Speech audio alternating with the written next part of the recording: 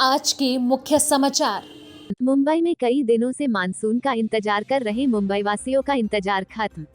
गुजरात में दुष्कर्म का शर्मनाक मामला, एक व्यक्ति ने 8 साल की मासूम से रेप के बाद हत्या। भाजपा के सांसद वरुण गांधी कई बार अपनी पार्टी की सरकार को कटघरे में खड़ा कर चुके। महाराष्ट्र की एटीएस ने उत्तर प्रदेश से एक संदिग्ध आतंकी इनामुल को गिरफ्तार किया। मनी लैंडिंग मामले में आज कांग्रेस के अध्यक्ष और राहुल गांधी से ईडी हेडक्वार्टर में पूछताछ। मुंबई के पिछले कई दिनों से मानसून का इंतजार कर रहे मुंबई वासियों का इंतजार अब खत्म हो गया है। इसके साथ ही लोगों को मानसून के साथ साथ बाढ़ का डर भी सताने लगा है।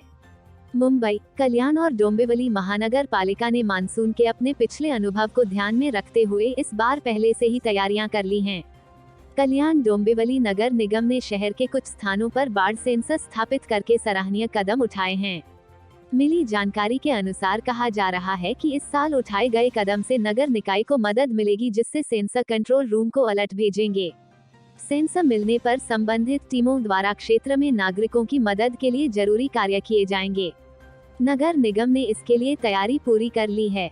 सेंसर युक्त होने से बाढ़ संबंधी तैयारी करने के लिए समय मिल जाएगा। केडीएमसी के एक अधिकारी ने बताया कि साल 2019 और 2021 में हमने जुड़वां शहरों के विभिन्न हिस्सों में बड़ी बाढ़ देखी। इसने एक चेतावनी प्रणाली को सक्रिय करना अनिवार्य बना दिया। ये सेंसर तुरंत काम करेंगे और समय रहते अलर्ट कर देंगे। पहले वार्ड स्तर के अधिकारी ऐसे बाढ़ प्रभावित क्षेत्रों पर नजर रखते थे और निवासियों को सूचना देते थे। अब ये सेंसर पानी के स्तर के आधार पर बाढ़ से पहले ही काम करेंगे और फिर अलर्ट भेजे देंगे। सेंसर नदी के जल स्तर की जांच अनवरत करते रहेंगे। जैसे जैसे जल स्तर बढ़ता रहेगा, स्मार्ट सिटी कंट्रोल रूम को नियमित रूप से अलर्ट भेजता रहेगा। स्मार्ट डिस्प्ले बोर्ड पर जल स्तर की जानकारी भी प्रदर्शित होगी। लाउडस्पीकर घोषणाओं के माध्यम से लोगों तक सूचना प्रसारित की जाएगी। जानकारी के लिए बता दें कि बाढ़ ने केडीएमसी में कई क्षेत्रों में नागरिकों को प्रभावित किया है और अधिकारियों को सुयोग नगर, शास्त्री नगर, चौल, वर्क, शाहद, कंबा और महरल गांवों, कंबा गांव आदि में बचाव अभियान चलाना पड़ा था। अधिकारियों को संकट का प्रबंधन करने के लिए तत्काल निर्णय लेना पड़ा और यह माना जा रहा है कि ऐसे संकट में सेंसर मददगार साबित होंगे। हाल ही में केडीएमसी, एमएसीडीसीएल, एमआईडीसी और अन्य निकायों के कई विभागों के अधिकारियों के साथ एक समीक्षा बैठक भी आयोजित की गई, जिसमें बाढ़ प्रमुख मुद्दा रही। गुजरात से बलात्कार का शर्मनाक मामला सामने आया है। वेरावल में एक व्यक्ति ने 8 साल की मासूम के साथ बलात्कार कर उसकी हत्या कर दी। अपने कुकर्म को छुपाने के लिए उसने बच्ची की लाश को बोरे में डालकर गिर सोमनाथ जिले के जंतर खड़ी गांव के बाहरी इलाके में फेंक दिया। पुलिस ने आरोपी और 2 बच्चों के पिता को रविवार देर शाम गिरफ्तार कर लिया।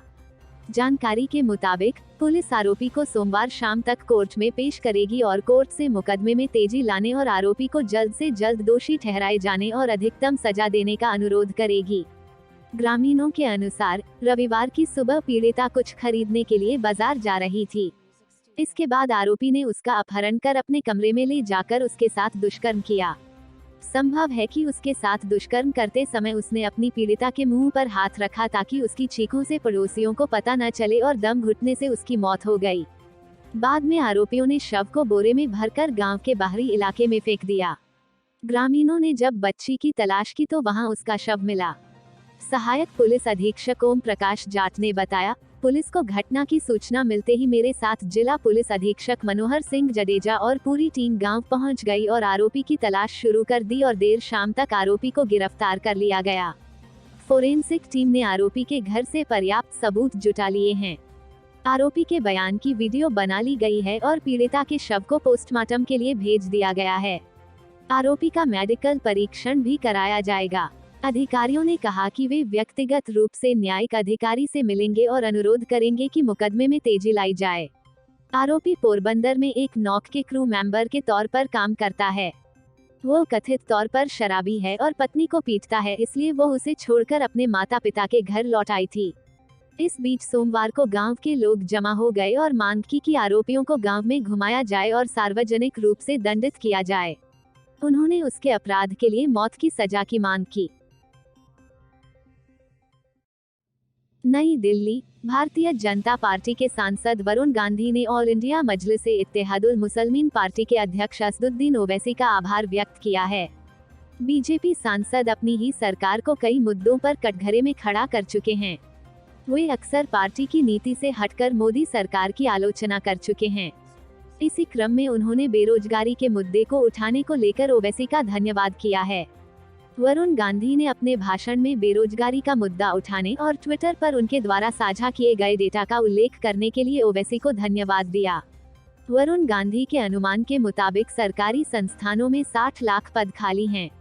उन्होंने अपने एक ट्वीट में बेरोजगारी का मुद्दा उठाते हुए कहा कि जब बेरोजगारी 3 दशकों के सर्वोच्च स्तर पर है तब यह आंकड़े चौंकाने वाले हैं। जहां भर्तियां न आने से करोड़ों युवा हताश व निराश है, वहीं सरकारी आंकड़ों की ही माने तो देश में 60 लाख स्वीकृत पद खाली हैं। कहां गया वो बजट जो इन पदों के लिए आवंटित था? यह जानना हर नौजवान का हक है। ट्विटर पर ओवैसी के भाषण की वीडियो क्लिप को साझा करते हुए भाजपा सांसद ने लिखा, बेरोजगारी आज देश का सबसे ज्वलंत मुद्दा है और पूरे देश के नेताओं को इस मुद्दे पर सरकार का ध्यान आकृष्ट कराना चाहिए। बेरोजगार नौजवानों को न्याय मिलना चाहिए, तभी देश शक्तिशाली बनेगा। मैं आभारी हूं कि रोजगार के ऊपर उठाए गए मेरे सवालों का ओवैसी जी ने अपने भाषण में जिक्र किया। जिस वीडियो को वरुण गांधी ने शेयर किया है उसमें ओवैसी अपने भाषण में युवाओं को पर्याप्त रोजगार नहीं देने को लेकर सरकार पर निशाना साध रहे हैं। उन्होंने सरकार पर नौकरियों, शिक्षा और स्वास्थ्य जैसे मुख्यधारा के मुद्दों से युवाओं का ध्यान भटकाने के लिए सांप्रदायिक मुद्दों को आग लगाने का भी आरोप लगाया है। मुंबई। महाराष्ट्र एटीएस आतंकरोधी दस्ता ने उत्तर प्रदेश के सहारनपुर से एक संदिग्ध आतंकी इनामुल को गिरफ्तार किया है। उसे आज पुणे की एक अदालत में पेश किया जाएगा।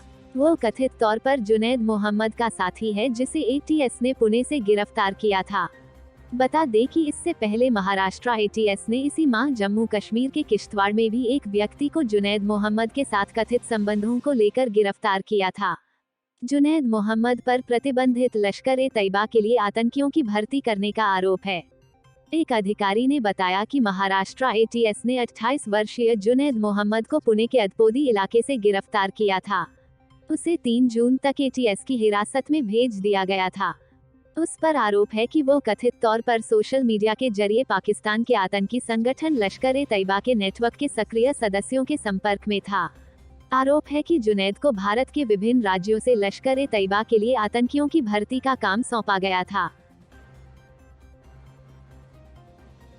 मुंबई। नेशनल हेराल्ड न्यूज़पेपर से जुड़े कथित मनी लॉन्ड्रिंग मामले में आज कांग्रेस के पूर्व अध्यक्ष और सांसद राहुल गांधी से प्रवर्तन निदेशालय हेडक्वार्टर में पूछताछ की जा रही है।